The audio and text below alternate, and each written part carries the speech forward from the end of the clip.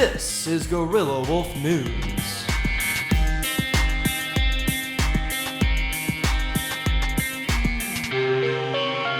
With your anchors, Thomas Williamson, Cole Gorney, Casey Fitzmaurice with sports, Parker Lehman, Sanjay Vetti, and Nick Oob.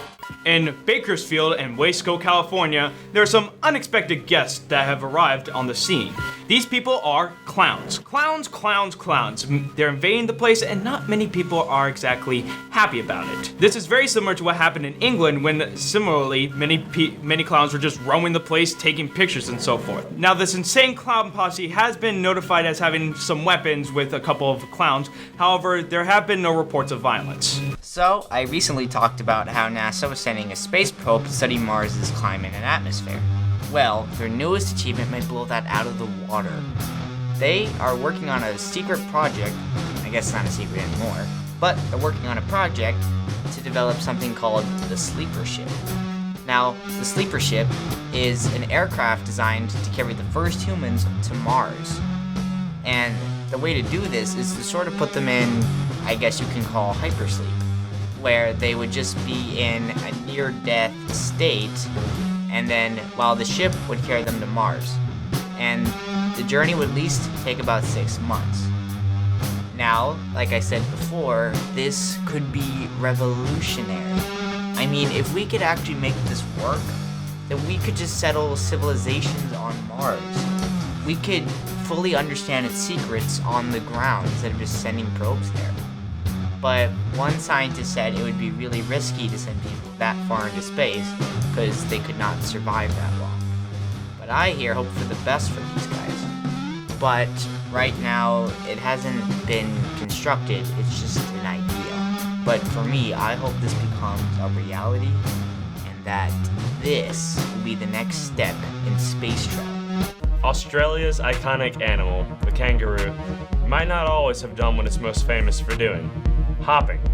Professor Christine Janis said that ancient kangaroos, whose spine and backbone were much too rigid to have ever hopped, and also that they were incredibly fat and extremely weak.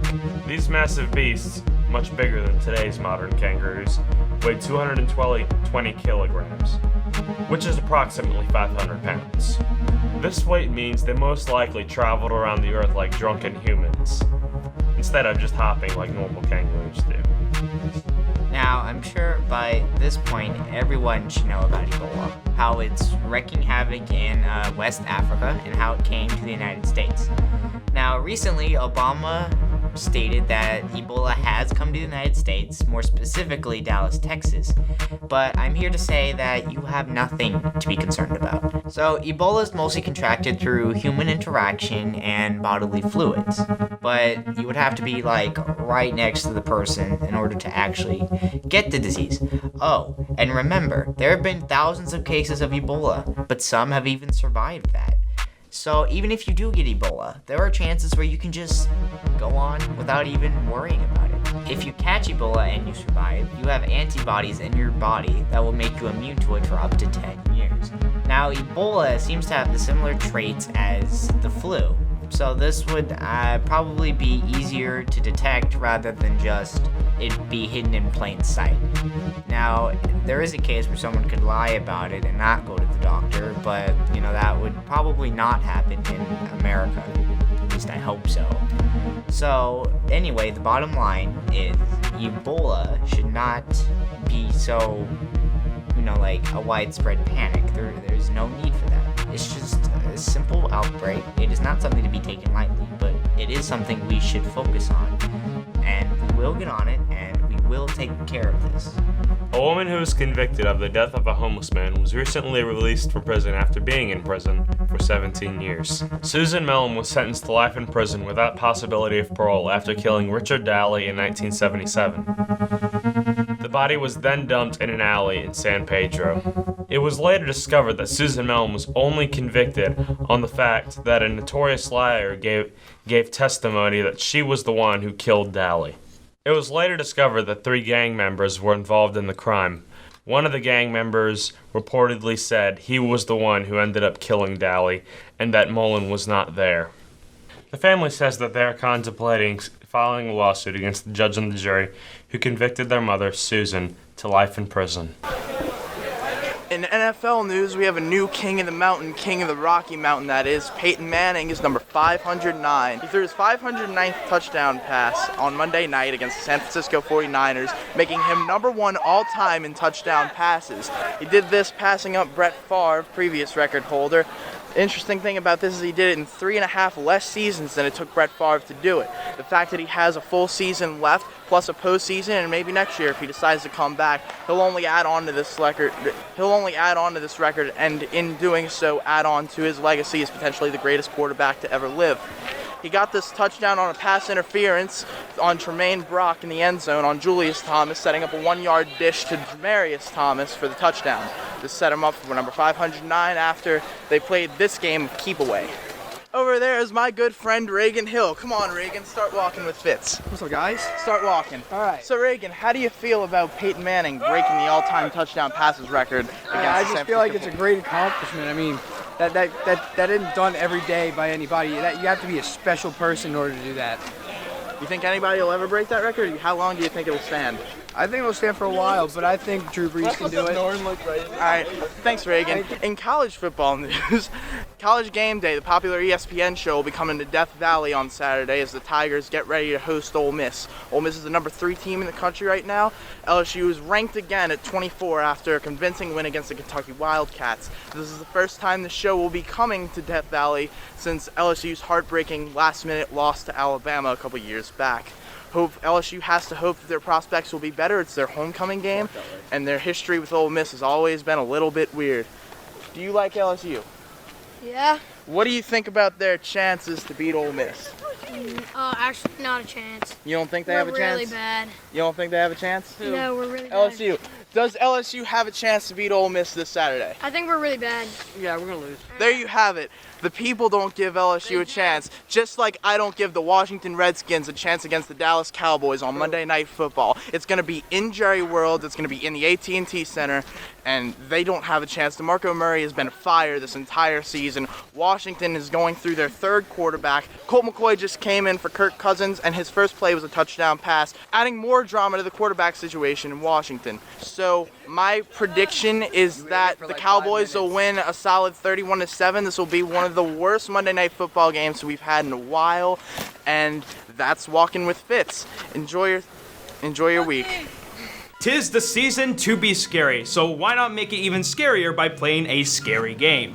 Now, I won't be talking about some of the big ones that are being released in October, such as Alien Isolation, mostly because I haven't played them. But instead, we're gonna go back to August and look at a very scary classic, Five Nights at Freddy's. Now, you've probably heard what Five Nights at Freddy's is, but for the 3 of you that haven't heard of it, I'll explain. You're taking up a job in Freddy Fazbear's Pizza by monitoring the cameras from 12 to 6. That doesn't sound like too bad of a job, except for the fact that the animatronics, Freddy Fazbear, Bunny the Rabbit, and Chica the Chicken, they all want to come and kill you. Why? It's not exactly explained, but the main character that is speaking to you kind of says that maybe it's because it sees you as a character without his costume and they try to stuff you into a Freddy Fazbear costume, which will lead to death. So the goal of the game is to survive from 12 to 6 and not get killed. It sounds relatively hard, especially since you can't leave the room. All you're doing is monitoring the cameras, checking the sites, make sure that they're not in there, and shutting the doors. However, one catch is that you can't keep the door, the lights, or the computer all on. It wastes battery, so you have to be very conservative with your battery, otherwise, as each day progresses, it gets harder and harder, including one character, Foxy the Pirate Fox, which is one of the most notorious and definitely one of the most terrifying characters in video game history, since he goes ahead and charges you at a moment's notice. The game is absolutely terrifying. However, it's very noteworthy to mention that there's no violence or gore. I mean, yeah, the whole concept of you being stuffed into a Freddy Fazbear costume and killing you is scary, but it's not shown. There's no blood, no gore, no swearing. It's ultimately a safe game, but it's still very, very scary since you don't know where they're gonna be, whether they're inside the room with you, and when you find out, it's already too late. The The game is wonderful, with very good graphics, very ambient music, creepy characters, and fantastic gameplay lead it to be one of the greatest games of 2014. So I'm going to give Five Nights at Freddy's an A+. So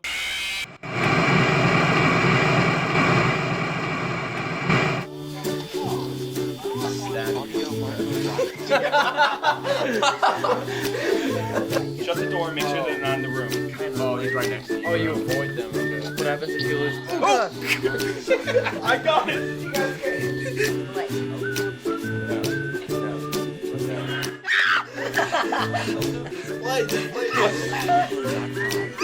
This can't be real.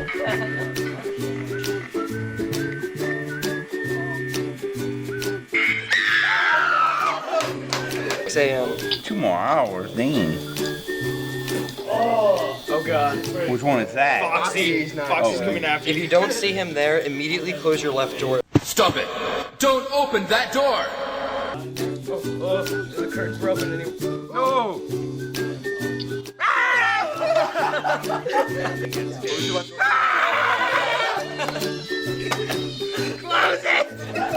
Hello and welcome to Guerilla Wolves Movie News. I'm Parker Lehman. Real FX and Relativity Media. These guys have been executing a get-rich-quick scheme over the past few years, and no one seems to be calling them out, so naturally I'm going to be the only one to complain about it. It all started with Hop. Yes, the Easter movie. That one was a huge success. Why, you ask? Because no one had ever made an Easter movie before. Don't get me wrong, it's cancer, but it pulled in some serious stacks. Their next project was Freebirds, a movie about turkeys on Thanksgiving. That film was not as big of a success, but its budget was 40 cents in a bent paperclip, so they made some money back on it. And now we come to their next project, The Book of Life, based on the Mexican holiday Dia de los Muertos, the Day of the Dead. I was actually pretty excited about this film because it's from a dude who worked on a cartoon called El Tigre, The Adventures of Manny Rivera, a cartoon that I liked very much as a kid. The problem is this film is directed by the character designer of that cartoon, and that's like the only thing he's ever done. So as a result, the acting is kind of awkward at times and there are no establishing shots, so it can get pretty confusing when scenes are being edited together. That said, this guy is a genius at character designing, and the character designs are amazing to look at, as well as the sets. Additionally, Ron Perlman and, surprisingly enough, Ice Cube do an amazing job voicing their respective characters, and are the best parts of the movie. Also, Christina Applegate's in this for like 10 seconds, but I mean, she doesn't tell anyone they look like a blueberry, so it's pretty much pointless. Long story short, this film is definitely watchable, and the third act is leagues better than the first two. So if you could sit through 66% of this movie, you should have a fun time. I give it a 7 out of 10. Until next time, I'm still Parker Lehman.